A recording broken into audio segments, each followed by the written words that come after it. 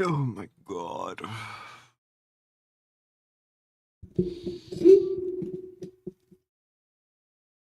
You only need a 30% to pass in Poland. It's 60 in the US. It sucks. Ugh. The questions better be harder over there.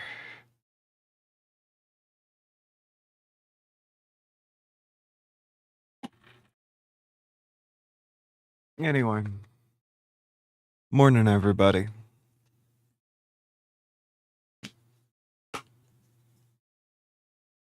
I am Soul. I am currently failing to get some vitamin gummies out of a container.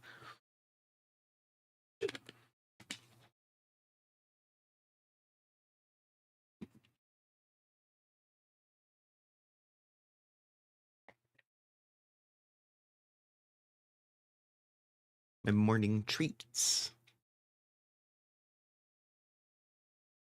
Hey, Max. Okay, Buttricks is showing you on my OBS. That's good.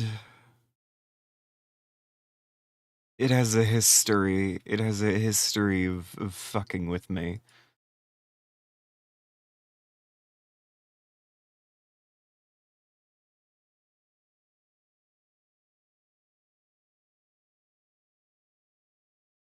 And Nico just has that stat ready to go?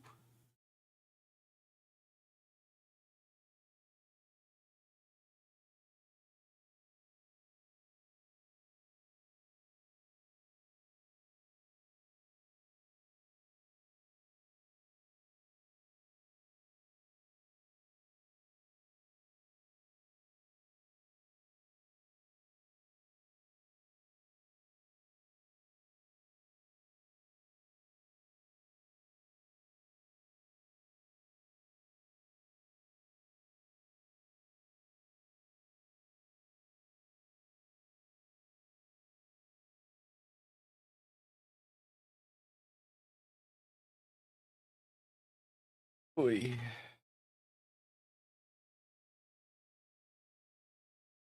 Burn a fucking tar pit? What are you talking about?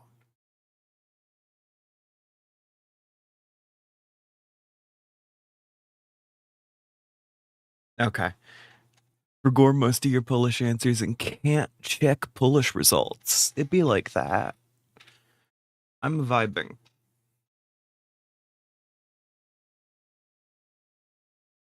I'm embracing my vibes.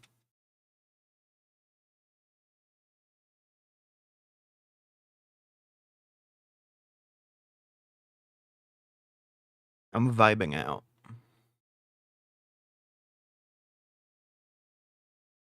I'm the fucking vibe master.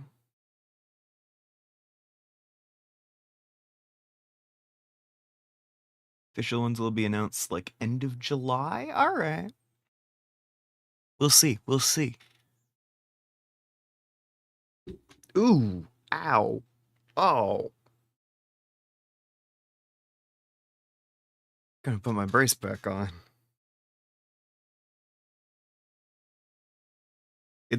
I've been trying to wear it a little less to like see how much I actually need it. And like most of the time I'm fine. And some of the time my body decides that it is time for my knuckles to make a squishy noise.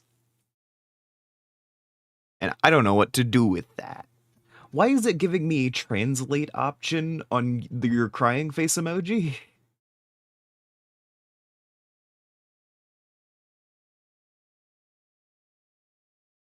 Hey, Digi. That is dog. You are in the chat with another dog.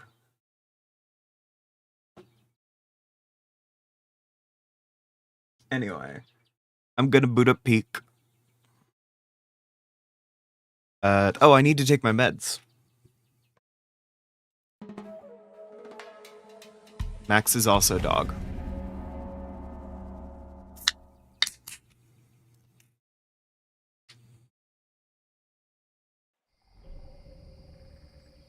I'm gonna go ahead and take my morning meds. If you guys have meds to take and you haven't done that yet, I recommend you do so now.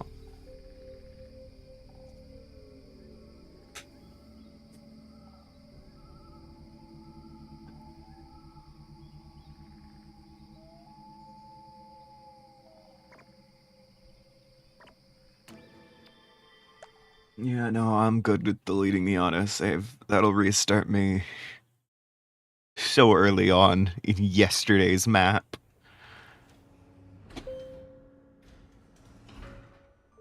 You're too dog-pilled. You're too territorial. Well, that's sad. Let's not think about that part too hard.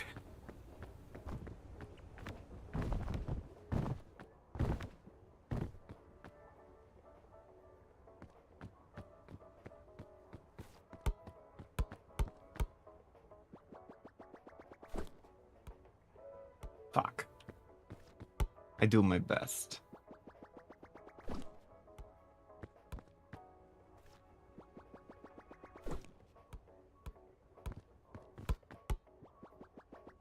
What? Fuck.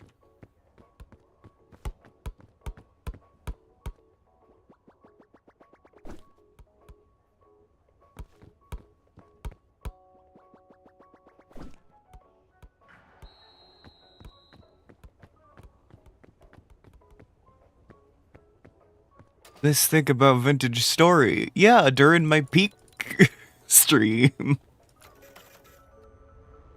I joke about that, but also I do that all the time.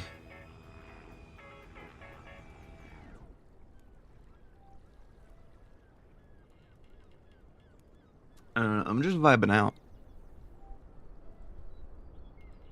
I'm just...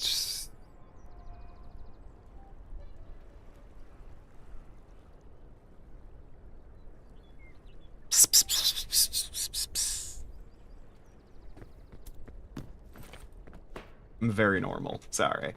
I'm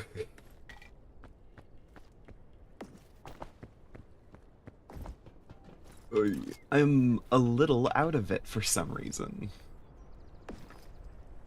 I could not tell you why I'm just like this. Figure out a name for the server. Is Prospector's Paradise at the moment? We'll come up with something later. I don't even have a document. I don't know. Guildlands? Guildlands sounds cool. That's what I called unclaimed land in Moundmakers. I called it Guildlands. Because it was the intent of the Prospectors Guild to enforce its ethics as widely as possible. So if someone came to the Prospectors with a problem that happened in unclaimed land, the Prospectors would treat it as if it was under their jurisdiction, even if they didn't, like, occupy the immediate area.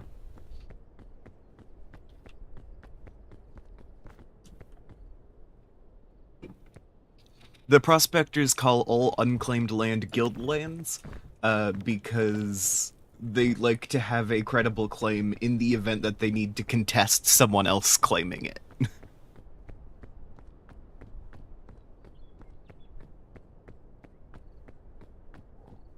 This is the... No, we claim all unclaimed land, so you don't get to claim it first. We want to guarantee everyone's freedom of movement. You want to just kind of own it for yourself for no reason.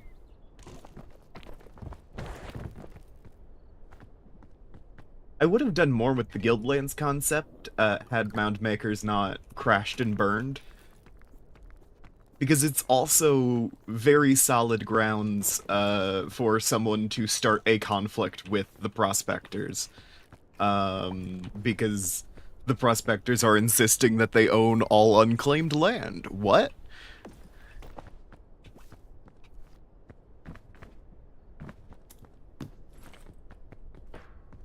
It's one of those, it's like they have a good reason. This is just, ugh. But yeah, Guildlands. Solid name. It also fits with the original concept of what Guildlands were supposed to be. Because in the canon of the little story I threw together, the prospectors do not own the new world. They are just kind of giving anyone who wants to go the freedom to be shipped over there on like zero notice, zero documentation, nothing.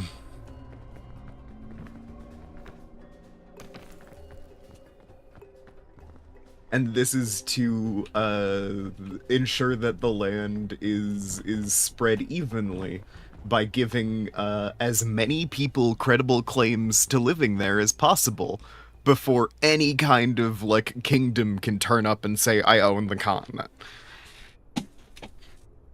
It's like no, there's a ton of small factions out here who can credibly lay claim.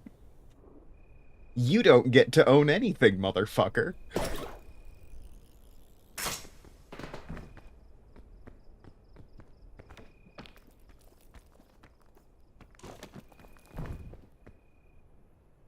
Hell yeah. Guyanese curry. I don't know what that means.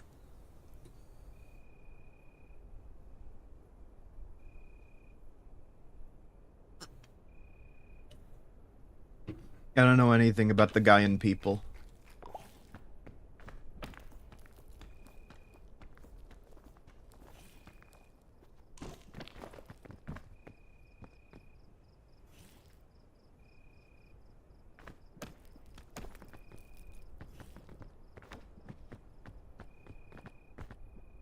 Yeah, no, the concept of the prospectors calling things guild lands is, I am going to say that I have a credible claim to all land that no one is currently standing on. Because I know that I'll divide it evenly and you'll try to hoard it. Like a blatant animosity towards all systems of governance.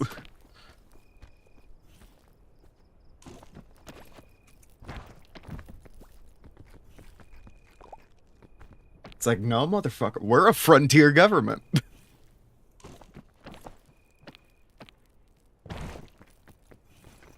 We have a presence there. We have been enforcing law there. Jamaican! Oh, that makes so much more sense.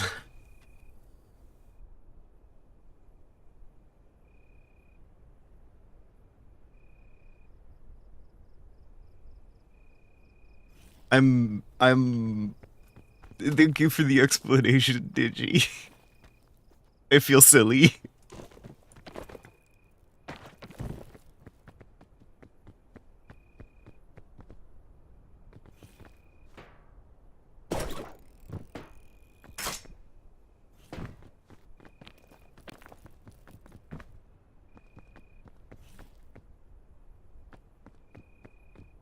You know, Guildlands is one of those concepts that I brought to the prospectors and was like, oh, I'll use this for story purposes. And then never got to use because we were dealing with like actual problems.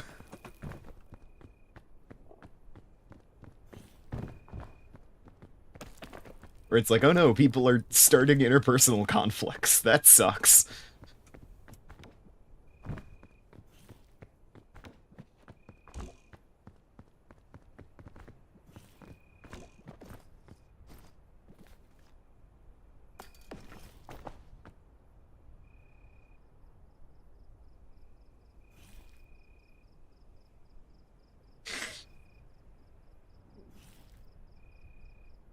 I keep forgetting that the sea urchins sway a little bit.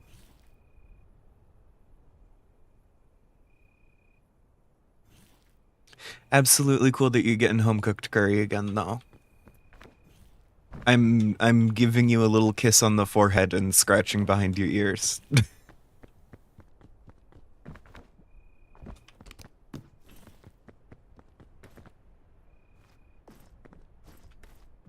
Why did I say that? That's not a thing I've said to Digi before. That's what I usually do that to Max. That's not... I'm getting confused.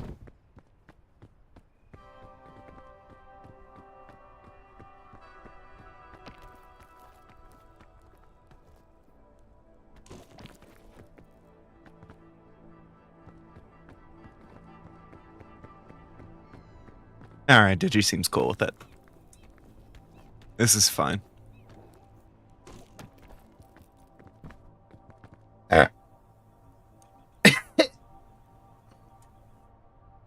I'm fine.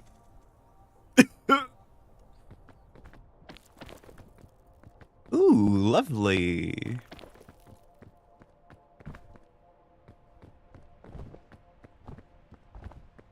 I'm rotating through my different creative projects in my head. Because I do count the Vintage Story server as a creative project I am contributing to. Because it looks like, based on the deference to my concepts, that I'm going to end up being like a head writer or something.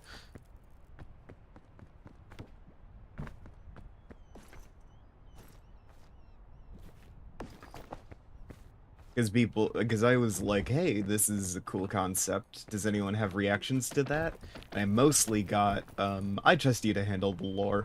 I'm like, okay.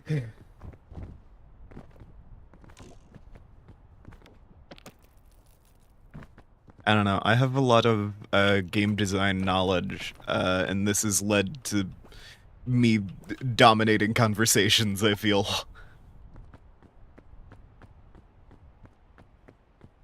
Because I'm showing up and it's like, here's the theory. People are like, oh shit, the theory? I can't compete with the theory.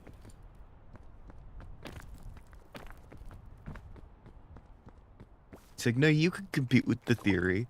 The theory is not always right.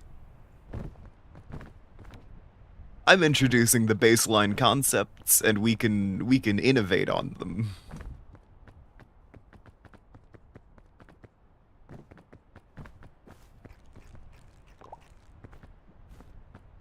It's one of those. It's just it's good to know the foundational principles, the basic rules, because the best like utility of knowing all the rules is knowing when to break them and why, you know?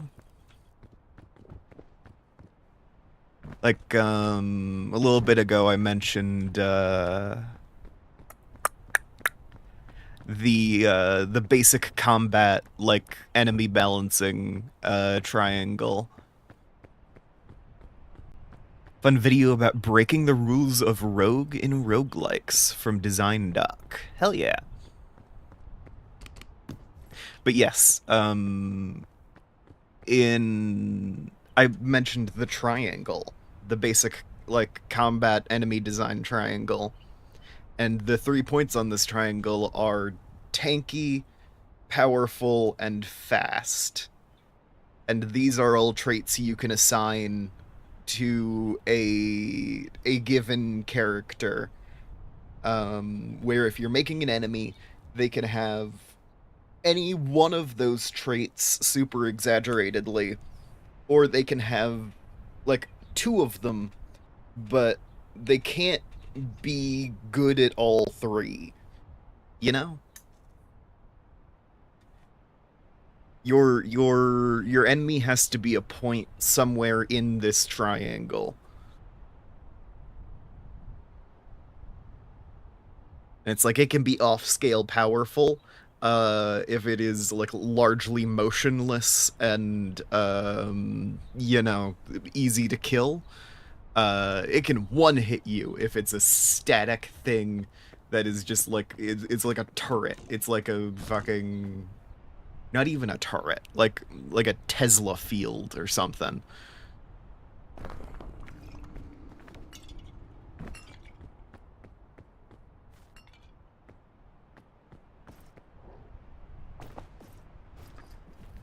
But if you want to make your thing strong, fast, and tough, then you are getting off scale on all 3 of the points. You are out of the triangle. You've invented a pyramid, I think. And as such, this is not an admissible monster design.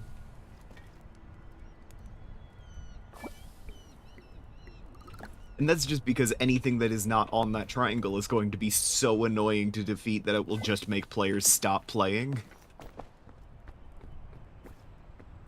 Like, it's not like you can't have that. It's that everyone will hate you for including it.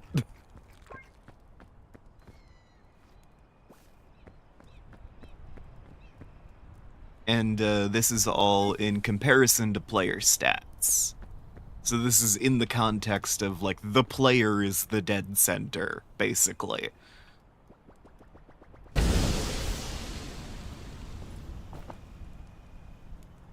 I know, I have consumed a 1-up here.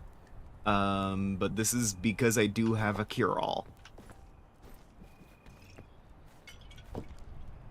So I feel comfortable just keeping the cure-all on me.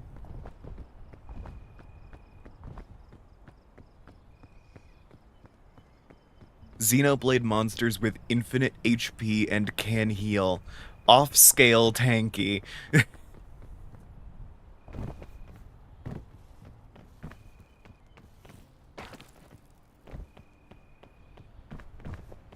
But yes, that is a type of monster that is off of the triangle. But is still fun because of the specific mechanics of this game. Usually, when it comes to, like, me bringing up the fundamentals, I am sat here like, okay, that violates some of the, like, common knowledge principles of how to do this. Do you have, like, an explanation as to why you're doing that? Do you think that the game will be fun if you do? Because that is my main concern, is making sure that in the end it is fun for as many people as possible. Because we're doing like a social guild server is the idea. And we're having some conflict of, like, mechanics in there. I feel like we could be better deciding the tone of the world.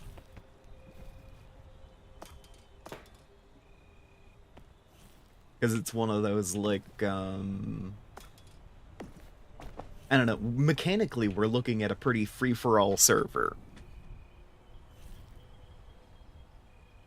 You know? Like, in terms of land claims and stuff. It's actually, like, a pretty unrestricted server, which makes sense ideologically for our whole deal.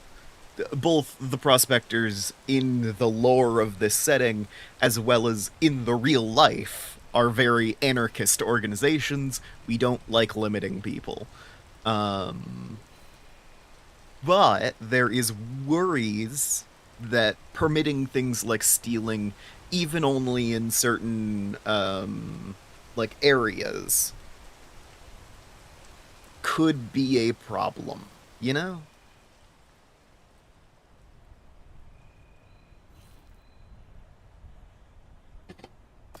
And you hit the line of, if we permit stealing at all. Like, or like, if there is a justification, at what point do you have to draw the line between, like, fun RP and, griefing? Because it's like, yeah, no, if you are doing a server-wide event, that is based on textiles production, and one faction decides to go in and steal a shitload of cloth from another in order to get themselves ahead in this competition, it's like, that's a realistic thing to do, but it's also a dick move.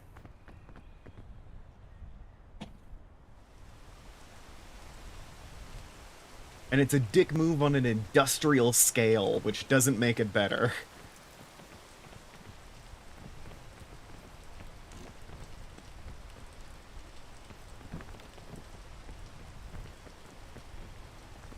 I've also had the idea of having things like resource nodes that players might try to compete over. And it's like, how far are people allowed to go in pursuit of these nodes? You know?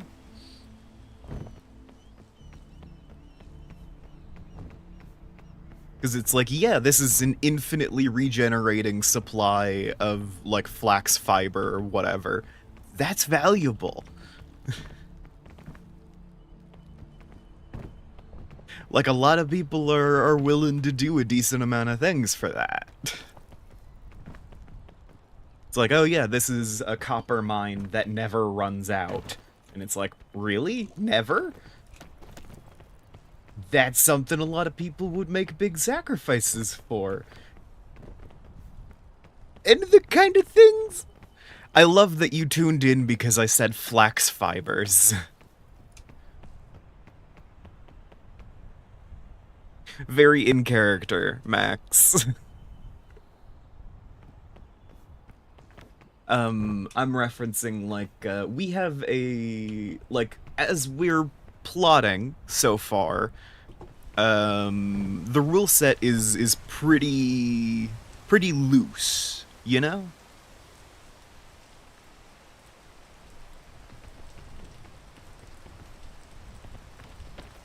I really need to, like, look into Bitcraft in more detail. You are bringing it up a lot, and it sounds like it matches up with a lot of the things we're trying to do.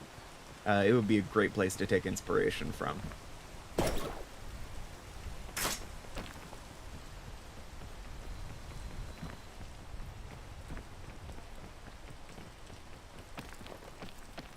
Probably. Maybe it would be a terrible place to take inspiration from, but I wouldn't know, because I haven't looked into it.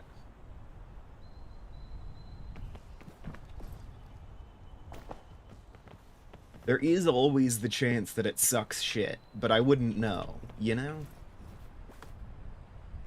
Anything could suck shit. You don't know until you've checked. A cozy society sim. I love cozy in air quotes.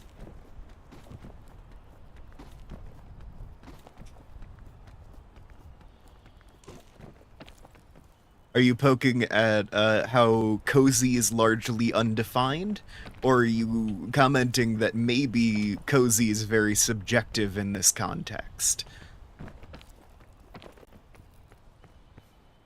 I see. Now, what do we mean by the politics are upsetting?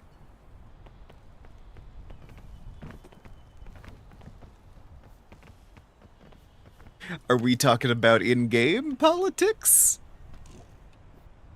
Like, is this, oh damn, someone has rigged an election? Kingdom takeovers and all that. Okay. Because I was gonna say, like, the other situation there, is, like, yeah, the politics are upsetting. They do just kind of have a giant machine, labeled the fucking Arab Shredder or some shit. And, like, everyone's like, oh yeah, no, that's fine. That's, just political commentary. No, yeah, that makes sense.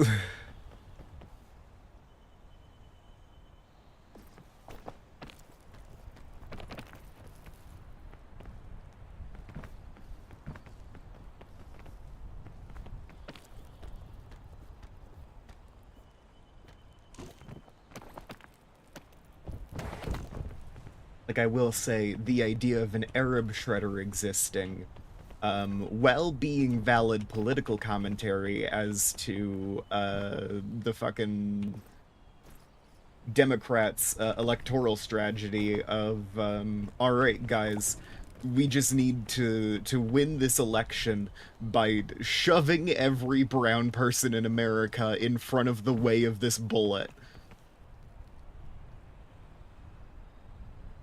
Because all your players dropped off, so the other person wants your spot in the event you all die. The hive mind?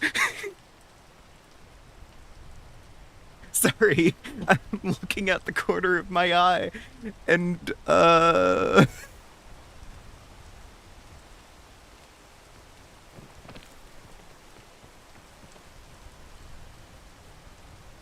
hive mind is separate to this agreement. Uh-huh. Hey, I wasn't, balking at the fact that you were conceivably making an agreement with the hive mind. I was balking at the fact that there is a hive mind that anyone could make an agreement with. I more am questioning the fact that it exists in the first place. Okay, so it is just the name of an in-game kingdom without any kind of special attributes. I was sat here like, oh my god, they have insect people.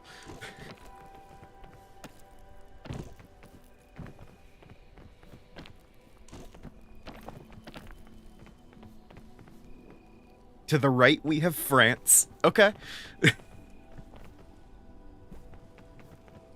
That's actually kind of weirder than the hive mind, but I can get on board.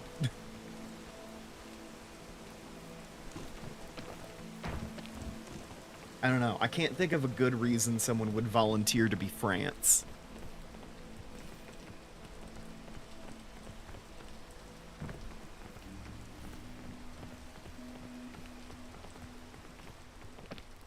In most cases, being French does seem like a penalty.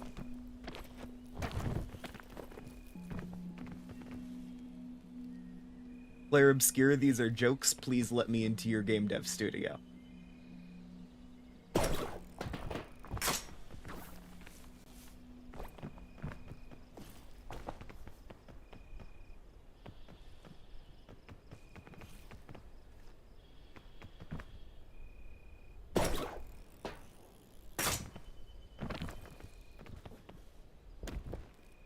I respect many traditions and cultural aspects of the French people. Of the gallant people of France.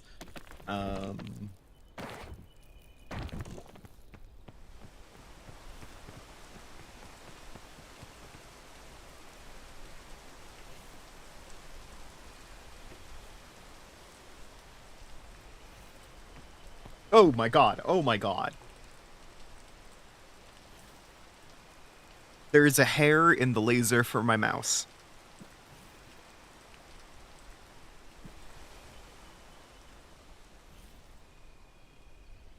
I should drink Cure-All before I try to get the hair out of my mouse.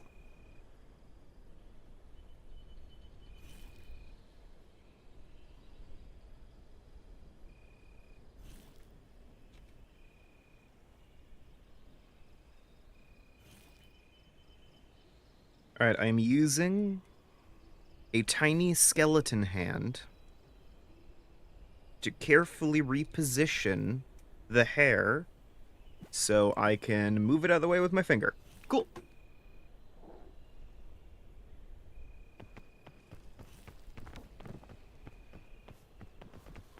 I'm also... I might need to play Bitcraft just out of curiosity at this point. Because hearing, like, cozy faction game, and then hearing, we have an agreement with the fucking... We have an agreement with our neighboring powers, who may also have an agreement with the fucking hive mind.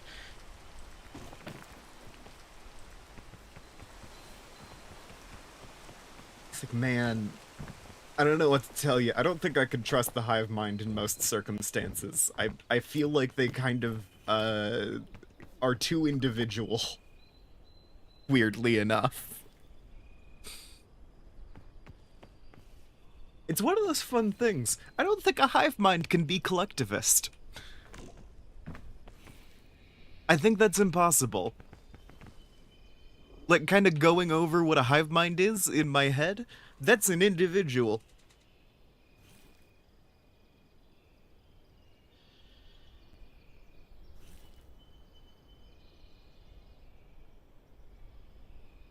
That's one guy. That's one brain. That's one collective consciousness. That's an individual.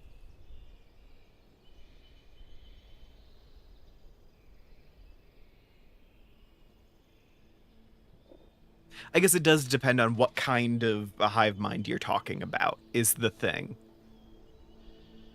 Because if you're doing a centralized consciousness, that's one guy. That is one guy with a very large distributed body. You know?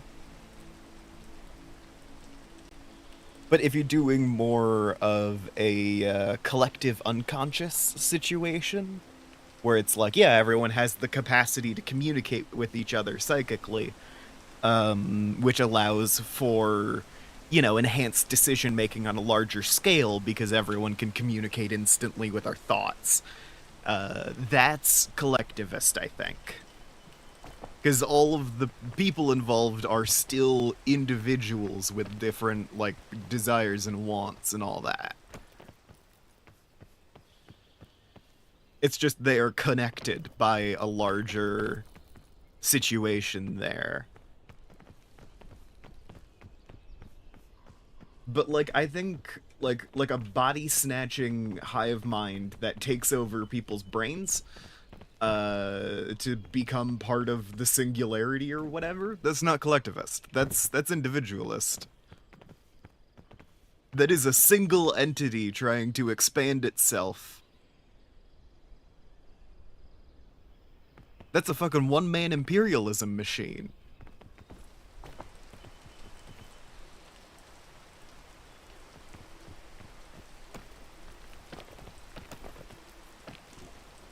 And of course, my conceptualization of the types of hive mind does come from a little jokey RP where I was talking about the wider lore of my little robot OC.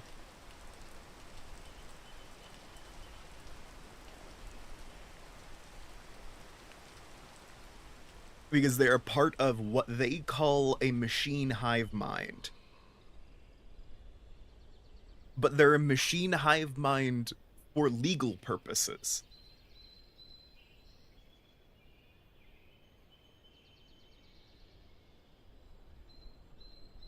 Because in actuality, they're like effectively like a distributed consciousness situation, you know? Where it's like, yeah, no, all of the, like, a vast majority of the machines in this collective are controlled by overminds which directly report to a central mind.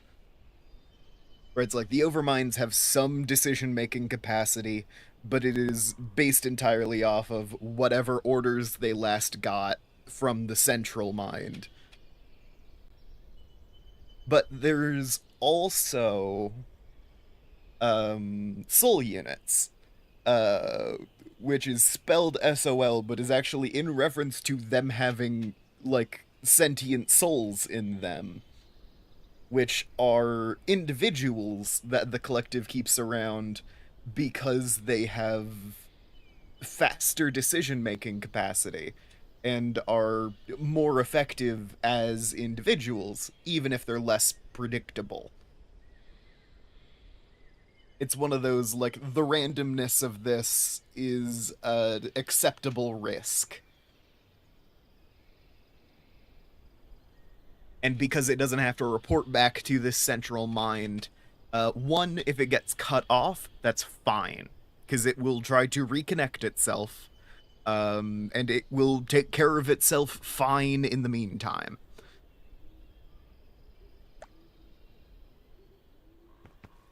But also it is capable of, like, independent reasoning in a very, like, case by case basis, on the individual scale that is sometimes necessary for these things, because the hive mind is too big and can fail to relate to people.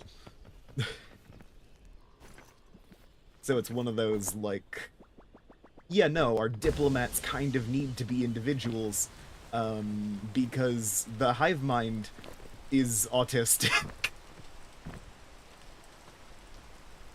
not to, not to hit the nail on the head too hard, but it's like, yeah, no, we're a very large distributed consciousness. We have forgotten how to interact with individuals, so we have these human souls that we have captured, wiped clean, and put into robot bodies. Um, and those are the, like, experts. They're effectively consultants.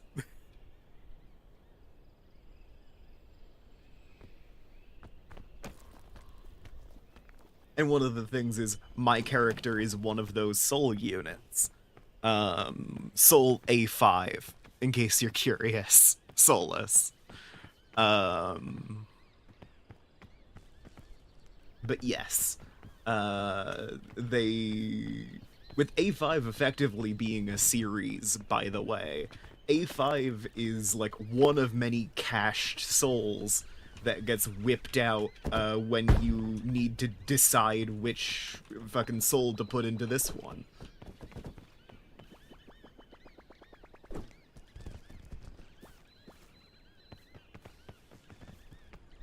Alright, lost one honeycomb.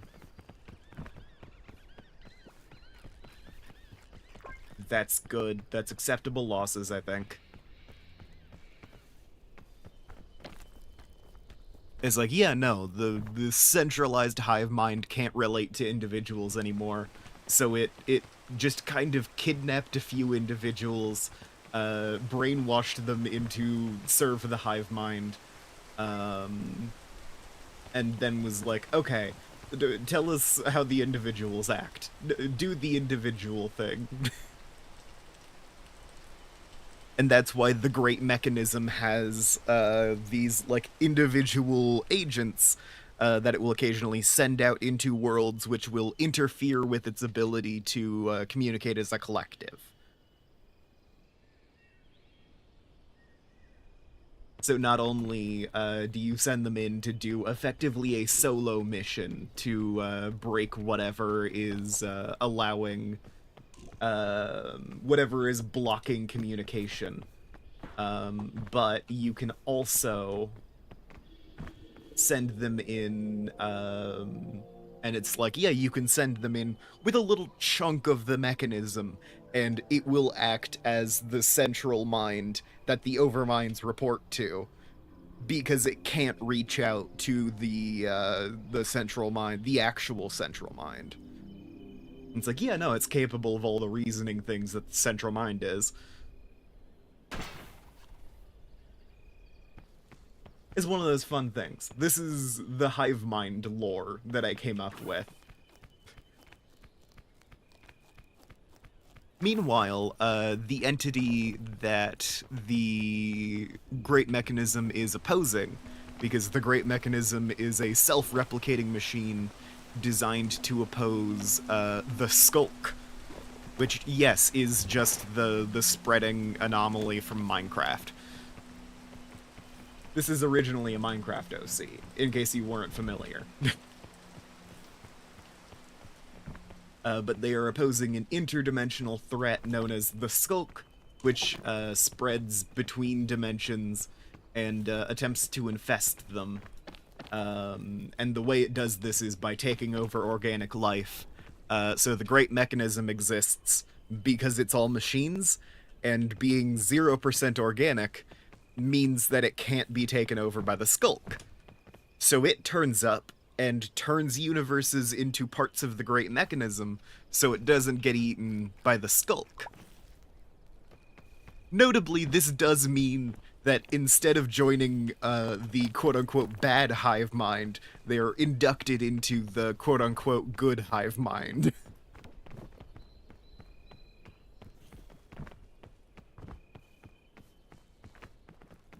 Part.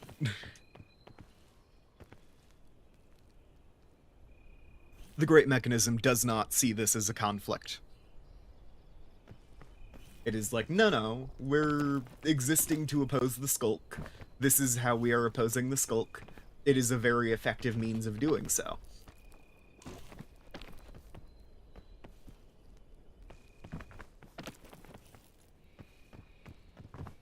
And this is where you hit, the great minds cannot relate to an individual level. Because the great mechanism was made by just like some scientist who was like, okay, this is a self-replicating machine. Our world is being taken over by this cosmic horror entity. I would like to, I'm gonna make this machine, I'm gonna tell it to get rid of the cosmic horror entity. And it gets rid of the cosmic horror entity. And becomes a new interdimensional threat which acts basically identically.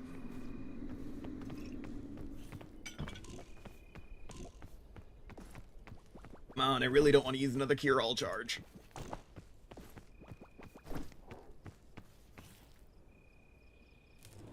There we go.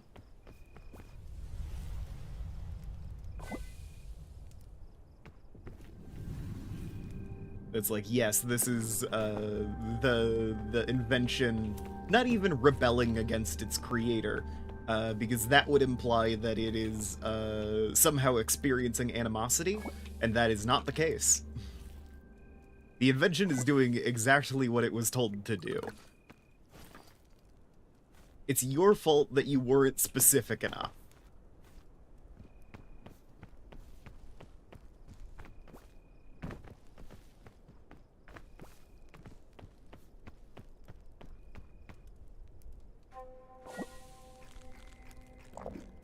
Green kingberries are usually poisonous, but if you cook them, they stop being poisonous. In case anyone was curious.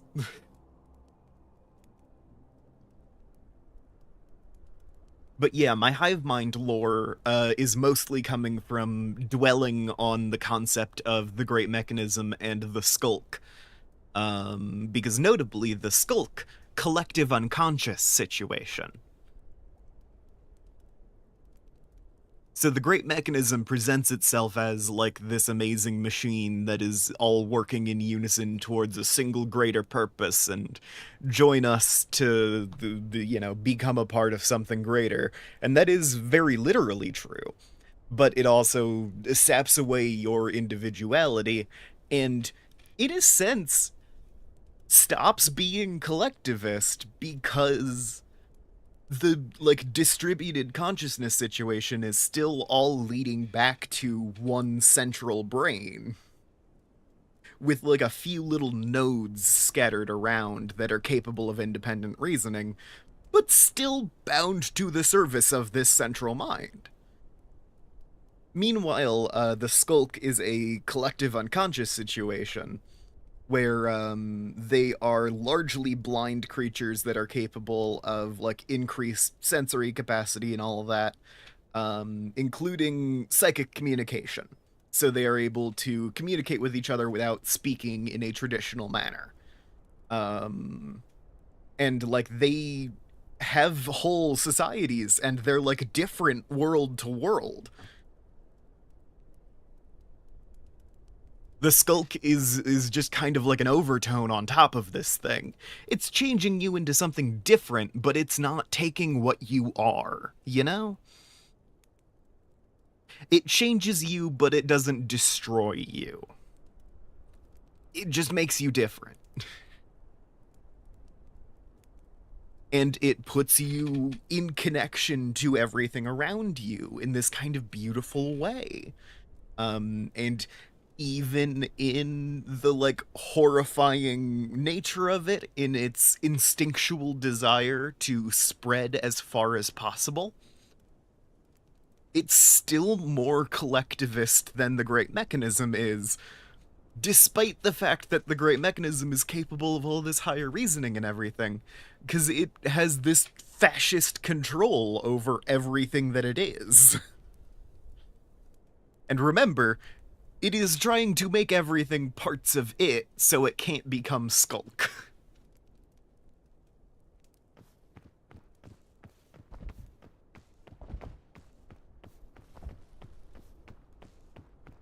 And it's like the skulk is a bestial consciousness. It is a virus that is spreading. It will take over everything. It will not ask you if you want this, but it won't kill you. It will make you into something different, something more powerful, and something with that same instinct to spread, but it won't destroy what you were before. Meanwhile, the Great Mechanism exists to counter this, like, abstract force, to prevent the spread of this great plague, which will change you without asking. But it doesn't ask either, and it does destroy what you were. And the thing it turns you into, superficially, more resembles what you were before, but it's less you. You know? Because even the soul units, like, when the Great Mechanism intrudes upon a new universe, one of the last things it does before destroying it entirely is taking the afterlife and all souls stored within. Because souls are also a very useful resource. In death, you are not safe.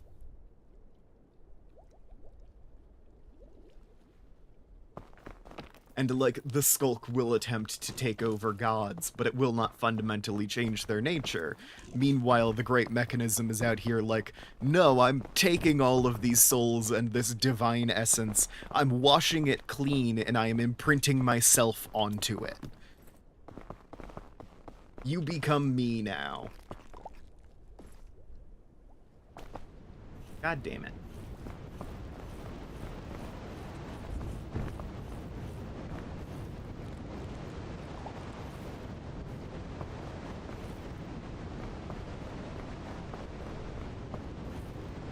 It's one of the, these are equivalent forces in this, like, multiverse.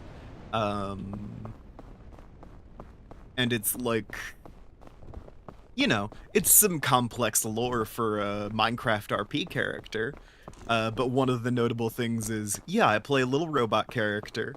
This robot is the extension of a hive mind. It is one of those soul units.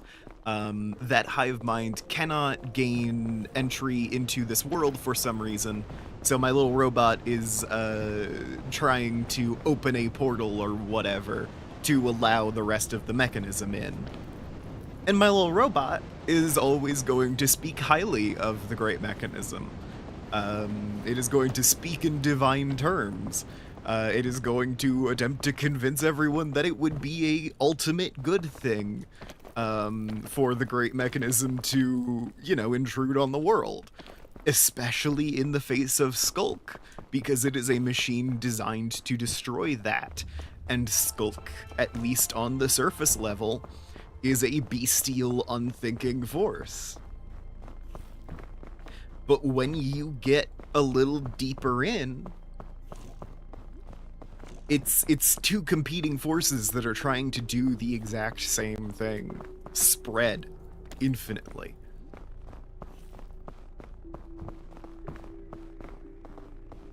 And one has a friendlier face than the other, but neither is good.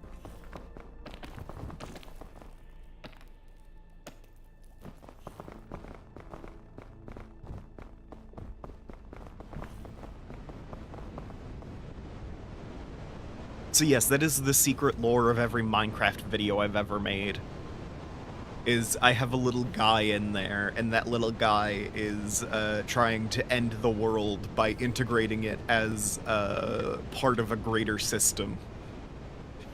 And that's kind of just like a background goal. It's not usually what they're progressing primarily in a series.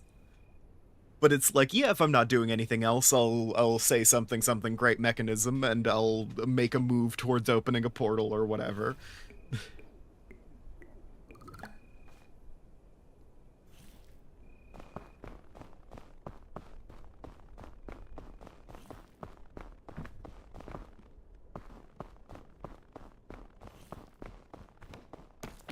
And usually in Minecraft, at least, the reason why the Great Mechanism can't enter is because there is some powerful being within the universe shielding it from things that are outside of it. And usually, that powerful being is the Ender Dragon. So it's just like standard Minecraft motivations. My character is doing it for a different reason than everyone else. But you know.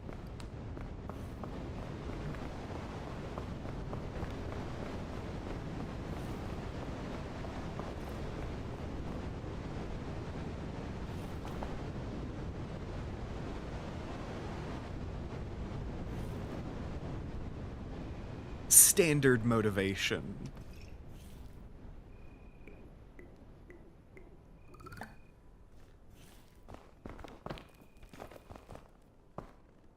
But yeah, most of my musings about hive minds comes from the dichotomy of the skulk and the great mechanism, and that emphasis on like the great mechanism is a individual which is trying to make everything a part of it, and the skulk is just like a common feature.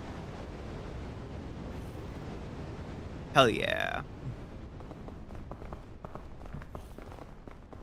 Maybe I should. Maybe I should play Bitcraft. Who knows? It's like, yeah, the skulk is a common feature among a bunch of entities because it is trying to spread itself.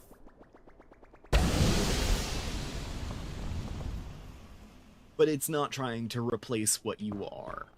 It is these two flavors of hive mind that I fit everything into the dichotomy of.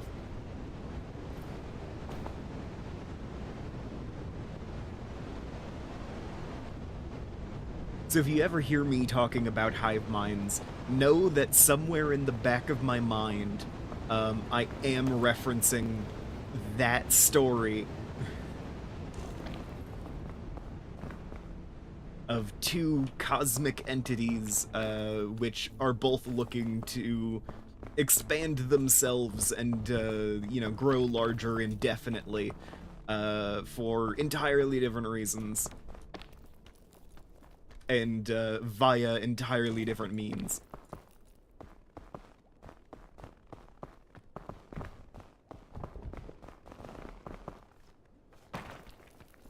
Now, I want to say me talking about hive minds was an aside.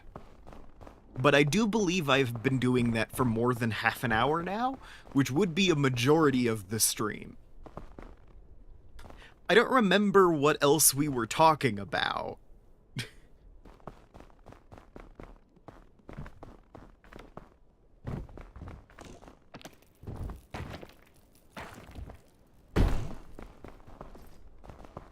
Ooh.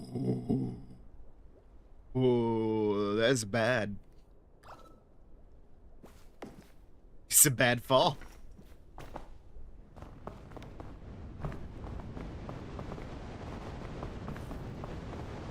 Oh, yeah, okay. Oh, yeah, because, at least in the theoretical rule set we have worked out, we have the pretty extensive vanilla claims system, and it's like stealing is technically allowed with some qualifiers. And you hit the point of like, hey, where is too far? You know?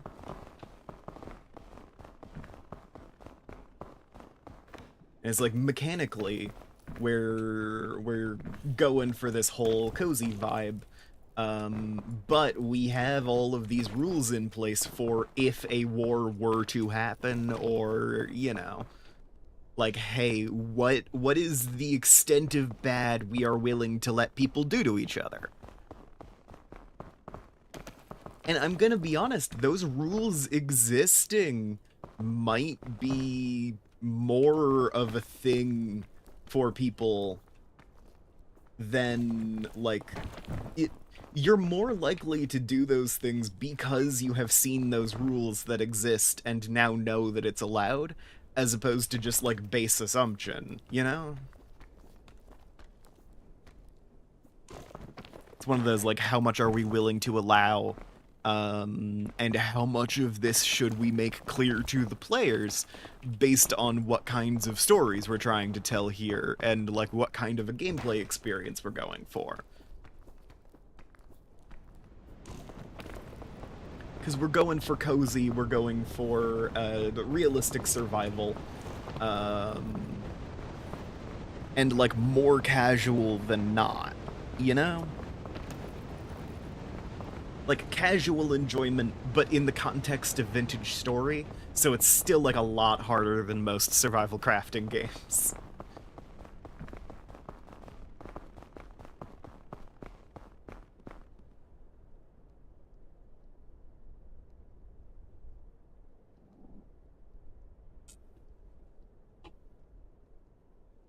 It's like, what's the experience we're looking to facilitate? What is the etc., the so forth.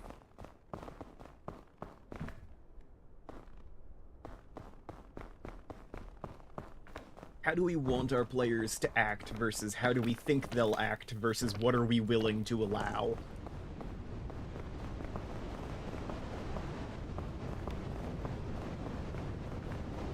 There's a lot to think about. Humans are complicated, it turns out.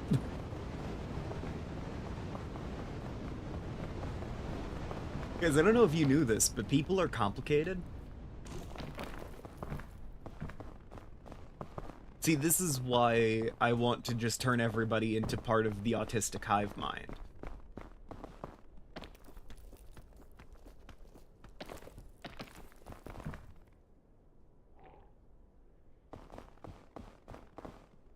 You know, then I only need to figure out one guy.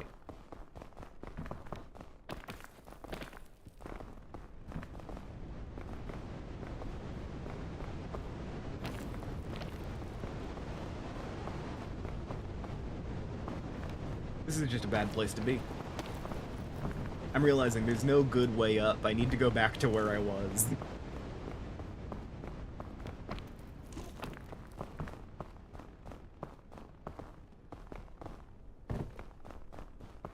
And I don't quite know how to get back there.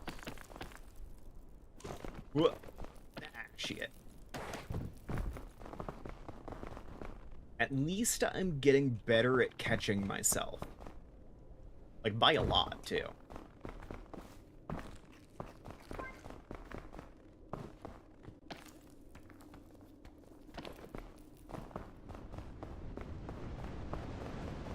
Truly.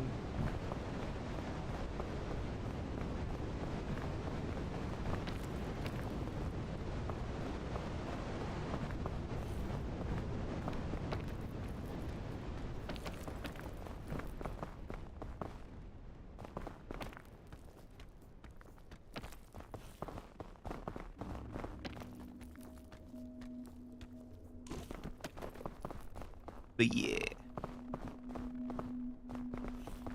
Why don't you believe me? Maybe you're right. Just go back to sleep.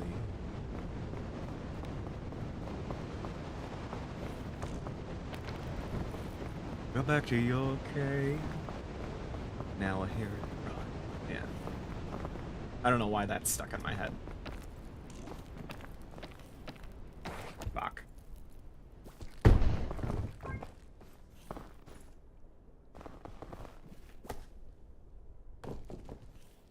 Okay, well. Good thing that happened as I've, like, run out of things to talk about. Because I'm sat here, I'm struggling to think of the next thing, so... Blessing in disguise, I guess.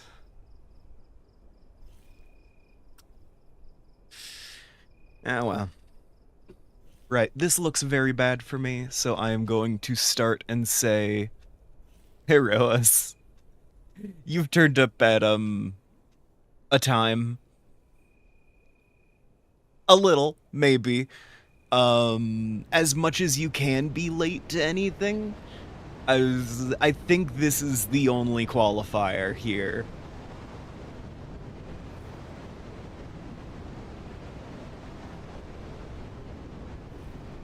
Granted, that does require the context. They don't have like a flag down or anything, you know? Because in the past, I have used flags as heat items by dying and just stalling out the death counter as long as possible. But yeah, no, in this case, thanks to everybody who showed. I really appreciate all of your viewership. And I'll see you guys next time. Bye. Oh, that's absolutely fair, Roas. You go nap. You go nap. You